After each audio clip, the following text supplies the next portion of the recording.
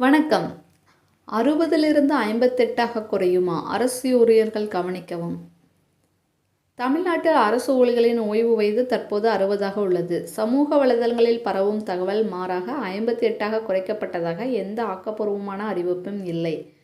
ஆனால் 58ஆக குறைத்தால் என்ன நடக்கும்? இளைஞர்களுக்கு அதிக வேலைவாய்ப்பு உருவாகலாம். புதிய ஆட்சேர்ப்பு அதிகரிக்கலாம். பதவி உயர்வு வேகமாக கிடைக்கலாம்.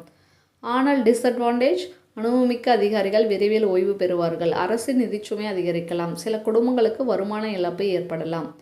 உலக நாடுகள் பலவும் ஓய்வு வயதை குறைப்பதை விட உயர்த்தியே வருகின்றன. அப்படி என்றால் உங்கள் கருத்து என்ன? ஓய்வு வயது 60ஆக இருக்க வேண்டுமா அல்லது 58ஆக குறைக்க வேண்டுமா? உங்கள் கருத்தை கமெண்டில் சொல்லுங்கள். இந்த வீடியோ பிடிச்சிருந்ததுன்னா லைக் பண்ணுங்கள், ஷேர் பண்ணுங்கள், நம்ம சேனலை சப்ஸ்கிரைப் பண்ணுங்கள்.